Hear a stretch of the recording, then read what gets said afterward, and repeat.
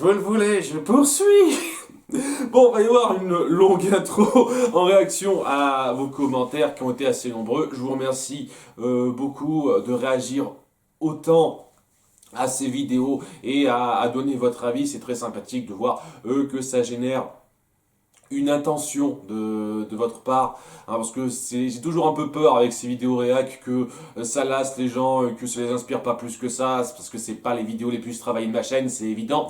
Donc ouais, je suis content d'avoir autant de gens qui ont réagi pour me donner leur avis, et il y a quelques petits commentaires sur lesquels je reviendrai qui m'ont moyennement plu, mais globalement je suis content de vos retours et de l'intérêt que vous avez porté à la question que je vous ai posée, c'est-à-dire est-ce que cette série continuera sur le même ton? Alors d'après certains, oui, totalement.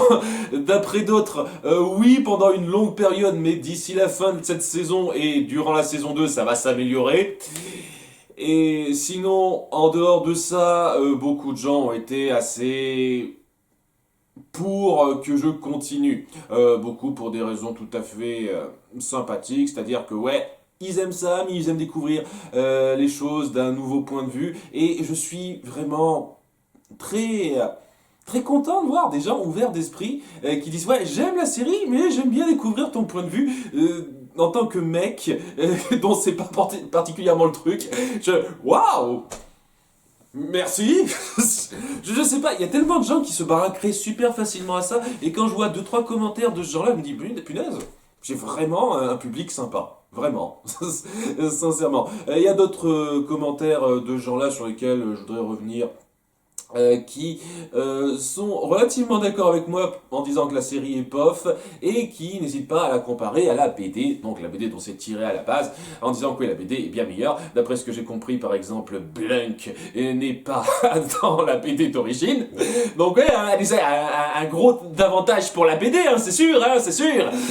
Donc, ouais, alors n'hésitez pas, vraiment, les personnes et qui voudraient suivre ces réacs, déjà, hein, si vous voulez pas les suivre, je ne veux pas vous forcer, mais qui voudraient suivre ces réacs, et qui auraient envie de faire un petit comparatif par rapport à ce que la BD fait mieux, par rapport à ce que montrent les épisodes, n'hésitez pas à le faire, parce que j'aime découvrir des points de vue selon différentes connaissances, selon différents vécus. Moi, je le dis tout de suite, je le redis, je vais juger cette série complètement indépendamment puisque je n'ai pas du tout suivi la BD. Mais pour ceux qui ont suivi la BD, n'hésitez pas à donner votre avis en comparatif. Est-ce que l'adaptation est bien faite ou elle zappe ou rabaisse beaucoup trop des points importants de la BD qui la rendent intéressante? N'hésitez pas à le dire. Je suis content de voir des commentaires comme ça.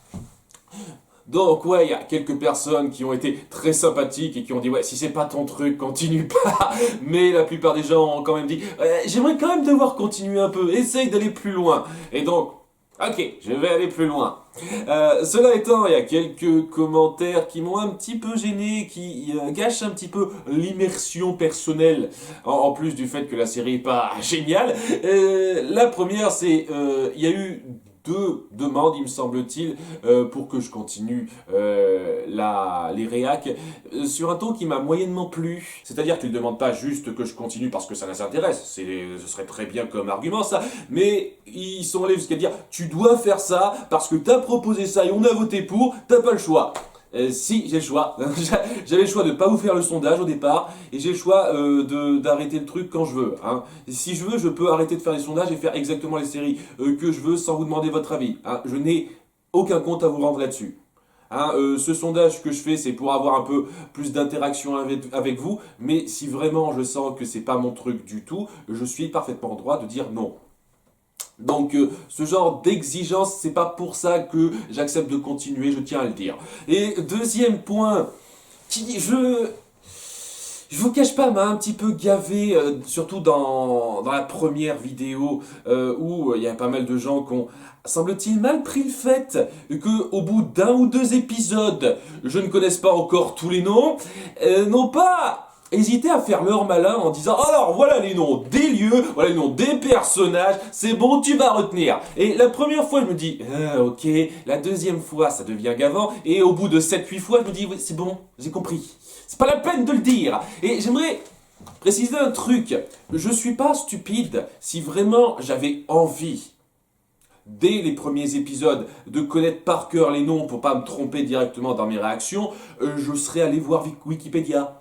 Hein, ça existe ce truc-là et j'aurais découvert les noms sans que vous me le disiez. Hein, vous m'apprenez pas grand-chose là. Le principe de ces réacs, je vais le redire, j'avais déjà dit dans Once Upon a Time à un moment donné, c'est que je découvre totalement à partir de rien du tout cette série. Et je dois faire passer mes impressions quant à ça. Et mes impressions, ça vient aussi dans le fait que, est-ce que la série, pour l'instant, a réussi à bien me faire une bonne impression de façon à ce que je me souvienne bien du nom des personnages. Et c'est pas le cas. Enfin, maintenant, je connais les noms des personnages, vous les avez rabâchés je sais pas combien de fois dans les commentaires, maintenant je les connais les noms des personnages, mais c'était pas le cas jusqu'à présent.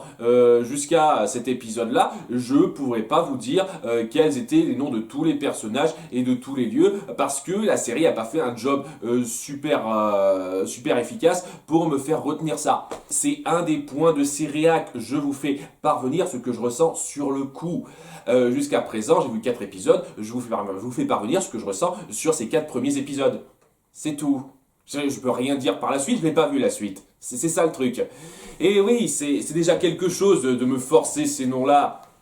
Et je vous cache pas que dans l'absolu, si j'étais pas feignant, j'aurais bien envie de vous faire chier comme j'ai fait chier les gars qui m'ont emmerdé avec le prince James, comment il s'appelait au début de Once Upon a Time, en faisant un épisode spécial où je les appellerai pas par leur nom, tous ces personnages, bien que pour vous gaver, puisque vous m'avez gavé moi aussi, mais bon, on va pas faire ça parce que je suis feignant et ça me demanderait trop de temps. En plus de ça, il y a quelques personnes qui m'ont un petit peu spoiler certaines choses qui se passeraient par la suite parce que j'ai fait quelques présomptions fausses.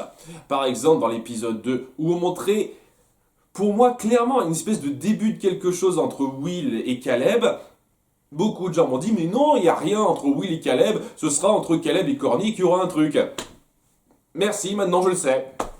Alors que je suis désolé, vous regardez l'épisode 2 indépendamment de quoi que ce soit, sans savoir la suite, vous vous dites, tiens, est-ce qu'ils essayent un petit peu de faire une micro-dynamique de couple entre ces deux-là? Pour l'instant, dans cet épisode 4, maintenant que je sais que Corny va avoir des vues sur Caleb, je me dis, ouais, il y a un micro-début de quelque chose qui semble se mettre en place, et quand je dis un micro-début de quelque chose, je l'aurais clairement pas perçu si j'avais pas cette idée-là en tête. Vous m'avez complètement aiguillé vers une vision que j'aurais pas eue à cause de ça. C'est pour ça que je n'aime pas les spoilers et que j'essaye vraiment de donner ces réacs les plus sincères possibles. Si vous voulez faire des commentaires sur ce qui se passera plus tard, n'hésitez pas à indiquer le mot spoiler avant. Je vais pas supprimer vos messages parce que vous dites des trucs qui se passent par la suite, mais au moins ayez l'amabilité de préciser que c'est du spoiler. Voilà, spoiler, non en fait ça va pas être avec Will qui va être Caleb, mais c'est avec Cornelia. Voilà. On va rapidement revenir sur certains personnages dont j'ai pas bien retenu le nom, honte à moi. Déjà, Irma et Tarani, maintenant je connais leur nom, hein, vous me les avez rabâchés, je connais leur nom, il n'y a pas de problème. Irma et Tarani, oui, elles n'ont pas été suffisamment mises en avant dans les 3 premiers épisodes pour que je me souvienne parfaitement de leur nom. Tarani c'est venu un petit peu dans l'épisode 3, là Irma est un peu plus mise en avant, donc j'aurais retenu son nom si vous me l'aviez pas dit au sein de cet épisode. Et ouais, il y a le prince Phobos et son assistant Cédric. Alors déjà, l'assistant homme lézard, puisque c'est plus un homme lézard qu'un homme serpent, d'après ce qu'il dit. Je sais pas, ils arrêtent pas de dire homme lézard, alors que pour moi c'est plus serpent que lézard. C'est un détail. Donc ouais, il s'appelle Cédric. Le grand méchant, homme de main, Cédric. Et son assistant Steven. Steven et Cédric, l'axe du mal. Voilà, je sais pas, j'ai du mal à le prendre au sérieux avec un prénom pareil. Alors vous m'excuserez, ça doit être pour ça que je l'ai pas bien retenu. Et ensuite, le prince Phobos, il y a quelques personnes qui ont mal réagi en disant « Oh, mais attends, son prénom c'est pas juste Prince Truduc, c'est Phobos, il a un nom qui claque, dis-le comme ça. » Ok, alors je sais pas ce qui se passe par la suite avec ce prince, mais pour l'instant c'est un petit peu...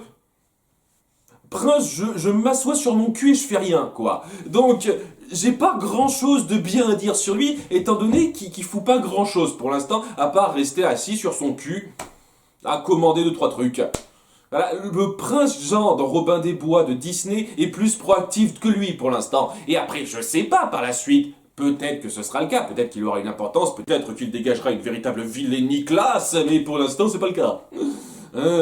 Pour l'instant, c'est pas le cas. Donc voilà, c'est dit, c'est fait. On va passer à l'épisode. Enfin, Donc ça commence donc sur le prince Phobos et son assistant Cédric qui discutent sur le fait que le prince n'a presque plus aucun pouvoir par je sais pas, les effluves de Méridiane.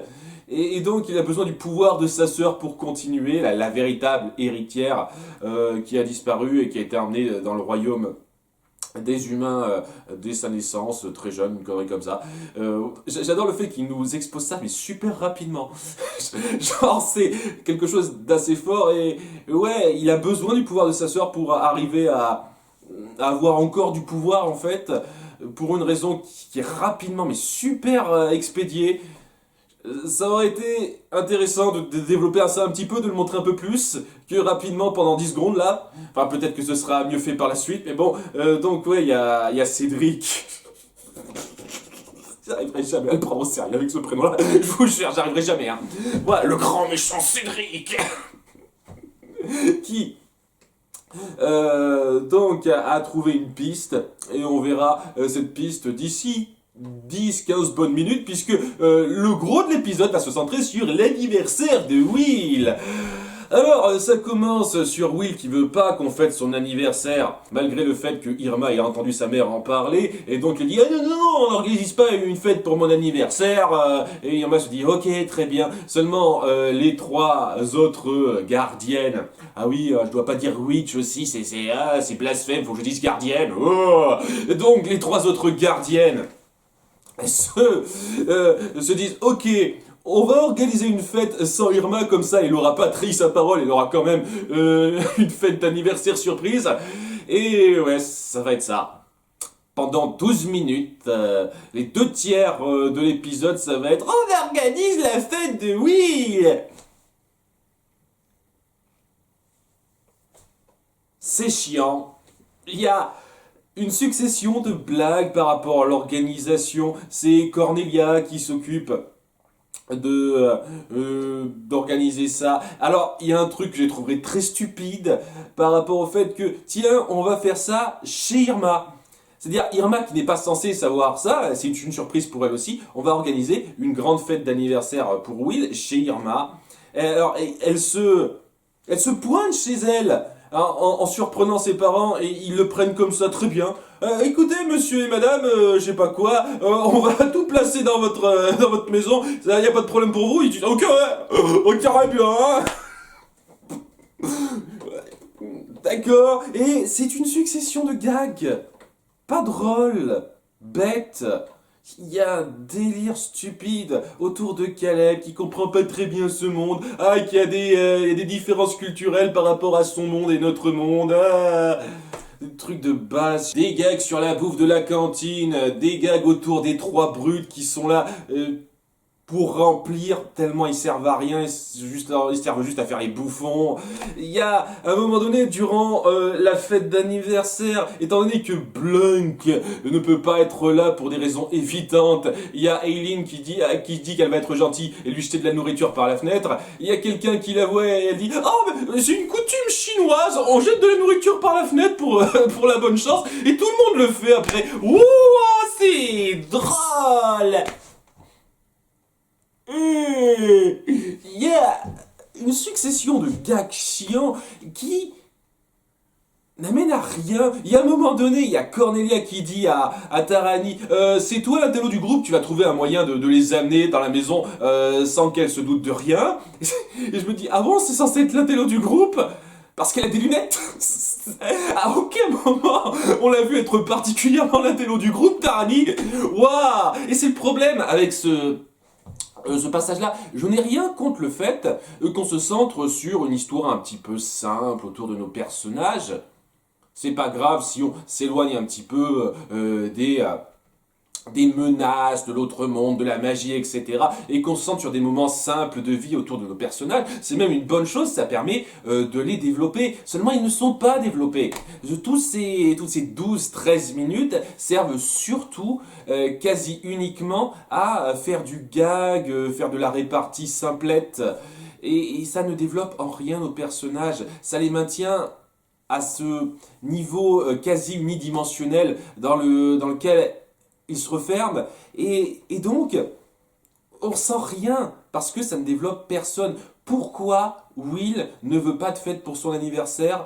Peut-être parce que, je sais pas, elle a mal vécu des choses jusqu'à présent ou quoi que ce soit. Non, ça ne sera pas développé plus que ça. Elle veut pas parce que c'est pas son truc.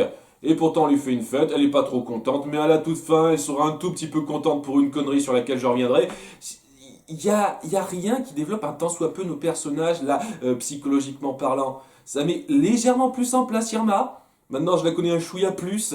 On a un petit peu plus l'histoire de sa famille, qui elle est. Et on y vient donc parce que durant la fête, sur le talkie-walkie du père d'Irma, il y a une alerte à un homme lézard qui a été aperçu à la mairie.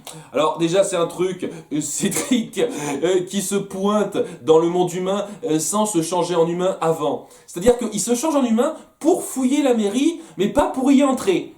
T'es un petit peu con Cédric, hein. T'aurais pu te transformer en humain avant d'entrer dans le monde humain. Comme ça t'aurais moins suscité la tension, hein. Et puis bon, pour ce que ça a suscité, quoi, il y a une alerte par rapport à cet homme serpent, et apparemment il y avait que le père d'Irma qui était censé y aller, quoi. On l'a fait cet appel pour le père d'Irma, ils ont pas entendu de réponse, puisque c'est juste Irma qui a entendu ça, et son père est complètement ignorant de ce qui se passe, et pourtant il y a personne qui vient. Voilà, et ils mettent des plombes à venir, et les filles ont tout le temps de s'y rendre, mais vraiment tout le temps de s'y rendre, de leur maison jusqu'à la mairie pour aller confronter Cédric. Je pourrais pas prendre ça au sérieux, jamais. Au passage, la grand-mère de Aileen lui a donné une espèce de carte qui a une histoire sans importance, j'ai l'impression, qui permet de situer les failles entre notre monde et Meridian. Voilà, c'est pratique. Autrement dit, ça veut dire que Blunk ne sert à rien en fin de compte. Vous avez montré son importance à un moment donné pour qu'en fin de compte il n'ait plus aucune importance puisqu'elles ont une carte. Donc voilà, il va vraiment être complètement forcé pour rien. Hein, c'est super, ouais. Donc ouais, pendant qu'elles se rendent à la mairie pour aller confronter Cédric, il y a les trois brutes débilos qui ont eu un peu d'importance durant cette histoire et qui essayent de leur faire peur en portant des masques. Et au final, t'as les prix qu'ils croyaient prendre parce que c'est eux qui finissent par avoir peur de Cédric quand il se montre devant eux. C'était à nouveau un gros remplissage de merde pour rien. Voilà, et même Caleb et Blunk qui viennent participer à ça ne servent à rien. Je veux dire, Caleb a 2-3 petites importances dans le combat qui va suivre, mais on aurait pu le virer sans problème. Hein. Enfin bon, pendant que Cédric pille les actes de naissance, nos 5 gardiennes se transforment. Et ouais, j'ai l'impression que maintenant on commence à voir le pattern, c'est-à-dire la bonne animation qu'on aura recyclée à chaque fois. Hein, ça c'est typique des Magical Girls, où elles se transforment. Donc elles se mettent en position fétale. Je sais pas pourquoi. Hein, on se transforme en witch. Oh, position fétale. On est entouré de lumière. Et puis après, il y a chacune de nos 4 gardiennes des éléments qui disent par l'eau, par le feu, par la terre et par l'air. Obligé de le préciser ça. Obligé, vraiment.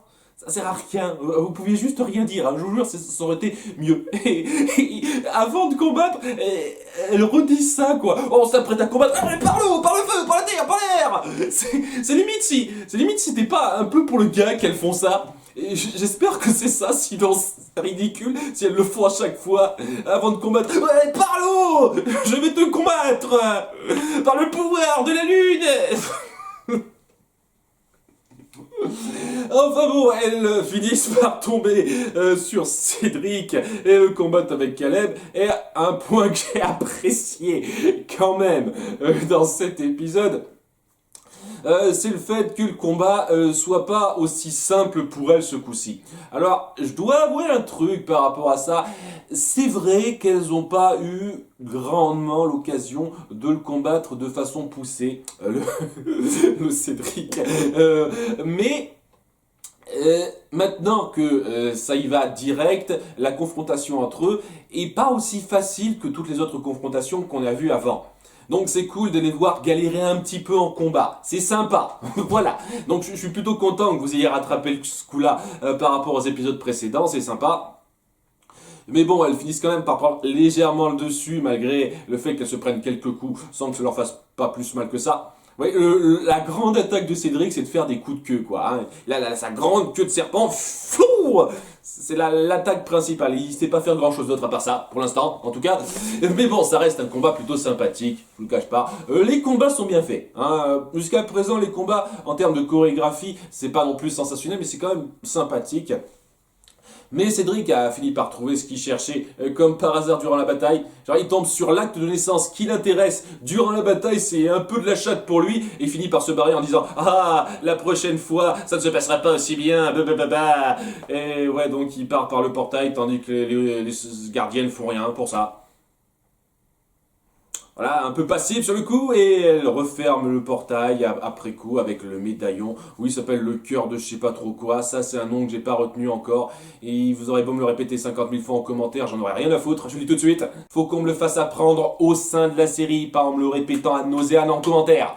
Hein, parce que oui, je l'apprendrai, mais ce sera pas pour des bonnes raisons. Donc, il se barre, le méchant prince Phobos a enfin une piste pour trouver sa sœur qui donc vit dans notre monde. Et donc ça promet quelque chose, ça, euh, ce début d'intrigue par rapport à ça, la façon dont c'est amené, qui promet d'autres choses par la suite, c'est bien fichu, je ne nie pas. Hein. Il y a des éléments intéressants dans chacun des épisodes qui prennent en compte la continuité et la situation dans laquelle on se trouve. C'est pas juste des scénarios totalement indépendants. Ça, j'aime bien. Vraiment, ça j'aime bien dans cette série. Et donc, alors qu'il est content de pouvoir retrouver sa sœur qui pourra lui donner plus de pouvoir, je sais pas trop comment à nouveau, j'espère qu'on l'expliquera, il y a nos 5 filles qui retournent à la fête et se rendent compte que le papa et la maman d'Irma, dont elle avait peur qu'il lui colle la honte au début, lui colle pas tant la honte que ça, sauf que si normalement, puisque ils arrivent à divertir tout le monde en leur faisant danser la chenille. Tout le monde danse la chenille dans le jardin, allez. Ah, c'est tellement con. Et ouais, petit détail. À la toute fin, il y a Will qui voit un mec dans l'eau qui arrive pour je sais pas trop quoi et qui micro coup de foudre, une connerie comme ça. Ah, bon anniversaire. C'est important ce truc-là, apparemment, j'en sais rien. Mais donc, ouais, il va pas finir avec Caleb si elle tombe amoureuse de ce mec-là aussi, quoi, voilà. Et sinon, par rapport au début de relation entre Corny et Caleb, à nouveau, il y a quasiment que dalle dans cet épisode qui le laisse prévoir, quoi. C'est de la micro-dispute entre eux pour la préparation de la fête d'anniversaire qui allait pas beaucoup plus loin que les petites disputes qu'il y avait entre Aileen et lui dans l'épisode précédent. Et il y a juste un moment donné à la fin, quand elle agite ses cheveux qui brillent juste devant son visage, je me dis, ouais, on essaye peut-être de faire un petit quelque chose là, mais sinon il y avait rien. Hein. Donc, ouais, merci de m'avoir spoilé ça à nouveau. Les 2 tiers de l'épisode sont très bof, mais l'autre tiers sur le combat contre Cédric et la recherche de la vraie héritière du trône était plutôt sympathique, ça faisait progresser de façon intéressante le scénario en ayant conscience que ça doit être quelque chose qui va se faire sur la durée, donc ça va pas être un conflit indépendant qui va se régler comme ça. C'est une chose qui me plaît bien au fil de la série pour l'instant. On règle pas des conflits indépendants à chaque fois, ça s'étale vraiment sur un long fil rouge et j'aime bien ça. Donc c'était cool à ce niveau-là, le combat était fun. J'ai apprécié ça et ça a réussi à rattraper un petit peu les 2 tiers très qu'il y a eu autour de l'anniversaire de Will qui allait pas très loin. Donc une fois de plus un épisode à peine passable. Désolé, hein, mais bon, allez, je m'accroche, hein, par la suite peut-être que ça viendra. À bientôt pour l'épisode 5. Bye.